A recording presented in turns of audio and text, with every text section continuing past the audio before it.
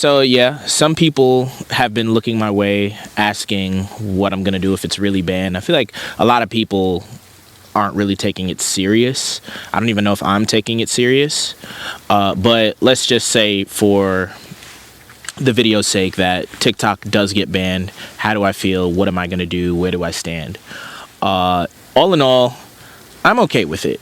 I wouldn't say I'm excited about it, but it's kind of like, I feel like this could be a good thing. And also, it's creator side versus viewer side. I mean, viewer side, like consumer, TikTok was really great. Like, one of the best comment sections I've ever seen. The video, just the timeline, it was just, it was different. Like, I don't know if we can ever have something like that again, which again, I'm not sure is a good thing.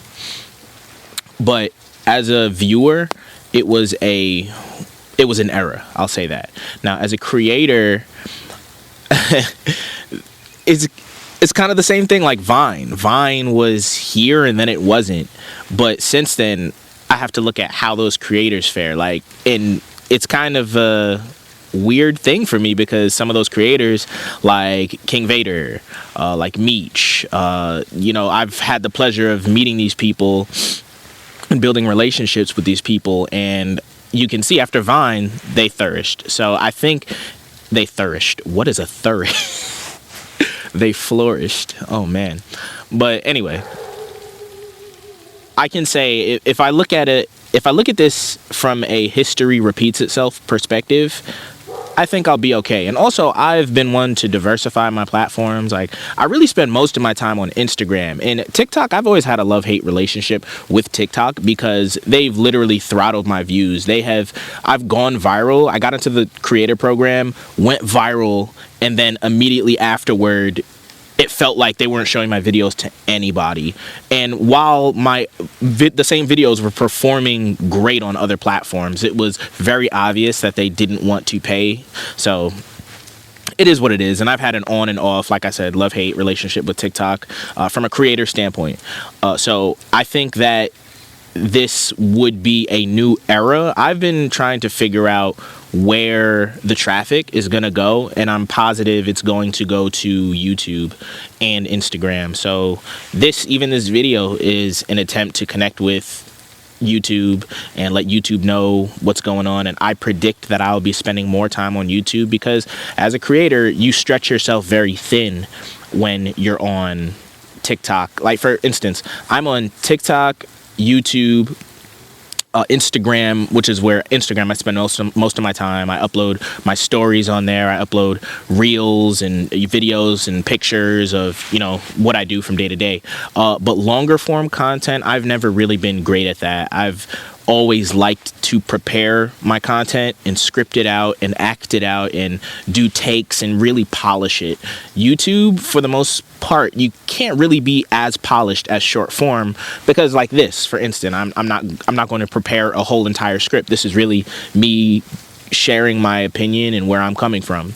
So, but I do want to be on YouTube. I have success on YouTube. I have subscribers that want to see what I'm doing that are only on YouTube. So I do care about YouTube for sure. And I hope that this is a great transition for me to figure out more longer form content that I enjoy doing, that I can supply y'all with, that you enjoy, and that doesn't just get 200 views. Like, it can be disheartening and discouraging to be a big creator and have put in the sweat equity and find success on other platforms, or find success on this platform, for instance, but it be very hot and cold. For instance, I uploaded a music freestyle that I think is sitting at 500 views right now, but then I uploaded a YouTube video, a short, that has 330,000 views, and it's not even comparable. Like, the subscriber count doesn't directly reflect your viewership or who sees your videos or anything. It's really, every piece of content nowadays has to live on its own, as if you've built no following. So yeah, there's that. But all in all, I think kind of like, I don't know why I keep referring to this in my mind, but I'll just say it. I remember in like middle school social studies, they say whenever the economy is going through a rough time, they would start a war, or a war would boost the economy. I feel like if TikTok gets banned, it will be a boost on the creator side, because all of that traffic is going to fill up and disperse, and it'll be more concentrated audience on platforms like YouTube, Twitch, Instagram, Facebook. But I generally believe that I'm going to be on YouTube and YouTube and Instagram. And I really do want to dedicate myself to YouTube more. It is just very difficult for me. I'll be honest about that. But what else? Man.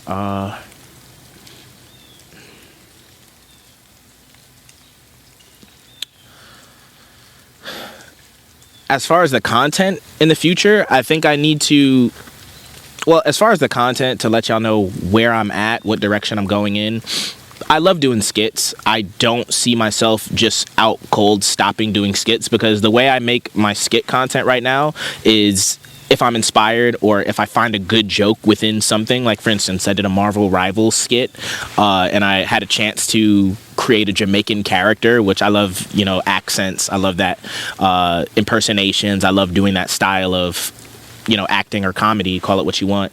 But that's really fun for me, so I will continue to do that when I'm inspired. But I'm also taking a serious jump back into music, although that is what my audience right now least wants to see from me. I'll be very honest. It is the smallest demographic of the art people want to see from me. But there are people there. But for me, I always have been a musician. I've always loved writing, using my pen to make songs and to make bars and freestyle. So I will continue to do that. And of course, that's going to be content that lives on YouTube. I want to be streaming more, but honestly, 3D printing has been keeping my lights on and paying bills. And if I can't keep the electricity and the Wi-Fi on, y'all ain't getting no videos. So I have definitely been 3D printing, creating products. I'm actually looking into getting products in stores right now. So that could be a big leap for me in the future, building this business, product-based wholesale business. So that's a big jump for me. But videos and music, that can always be done. The way I do it, the frequency that I create videos with. So I don't see that interfering much with what I'm doing. Other than that, I want to be able to do vlogs. I want to be able to, honestly, I want to bring back, I did a podcast called Beatbox and Bullshit that I really do want to bring back. I'm not even sure if any of y'all know about it, but I had a podcast where I would invite people over my house, and I'd have the green screen and I'd beatbox. I'm a beatboxer, and I would have these local artists in Atlanta create these episodes, and I'd put them on YouTube. You can still find them, Beatbox and Bullshit, but I've been really wanting to bring that back. It's just I'm not comfortable with the platform I have now, inviting people over to my space, and I don't have the funds to be able to rent out an offsite space where I can have the equipment necessary to just stay there. So that's one thing. But other than that, but anyway, we were talking about TikTok. TikTok has been a life-changing experience for me. I believe that in the 4 to 5 year lifespan of TikTok, really, I can sit back and say I'd put myself, unbiasedly, I'd put myself in the Hall of Fame of TikTok with the lifespan it's been. The Planets, I believe, is one of the most impactful, high-quality series that has graced TikTok. I think that looking back on it, it was amazing for what it did at the time, what it still does, the connections that it made, my life, it changed my life. I love The Planets, but that was there. I mean, it kind of feels like I was ahead of my time with gearing my content. If I was still kind of stuck, I mean, I was doing YouTube. I was creating longer form series, but things have expiration dates. I remember Donald Glover said, it's okay for things to end. And I've really been an advocate for ending things if you feel like they need to be ended. And I felt like it was throttling me and it was holding me back from expanding further. So that's what I'm doing. I'm never going to be shy about moving on and building and expanding. So yeah, I'm looking forward to the future. TikTok, I'm ready to let it go. I don't think it's going to change much for me because, again, if I was making any money, they were causing me not to make money and throttling my views because, I can go viral pretty much when I choose to on these platforms. But regardless, it's monetization. That's really the biggest thing as a creator to figure out how to really do. And I think that everything around this is gonna change things. TikTok moving or possibly going away is causing other businesses, other platforms like Facebook, Instagram, YouTube. Things are going to pivot possibly. There's going to be there's a cause and effect. I'll say that. So yeah, I'm keeping my eyes open. If y'all have any advice, if y'all have anything you think I should look at as a creator to take advantage of during the shift, let me know. But yeah, I'm going to ride this thing out. You're still going to get skits from me. You're going to get music from me, whether you like it or not. You're going to get streams from me. And I'm doing Bible study. I'm still doing Explaining God, which is a brand, faith-based merch. And that's growing. Me and Doodle Joe are working on that. So explaininggod.com if you haven't heard about that or seen it. But yeah, I'm doing Bible studies weekly.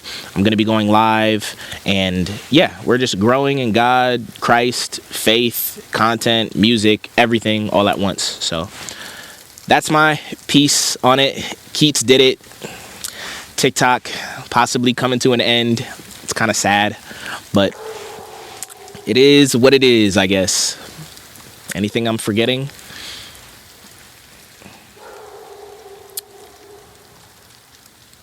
Yeah, I killed it on TikTok. I have no regrets. Regrets. And thank y'all for everyone that knows me from TikTok and has followed from TikTok. But the end of an era and the beginning of a new. I feel like I'm a part of like the Vine boys now. Like, oh man, like I lost my social media app. Yeah. I'm like, yeah.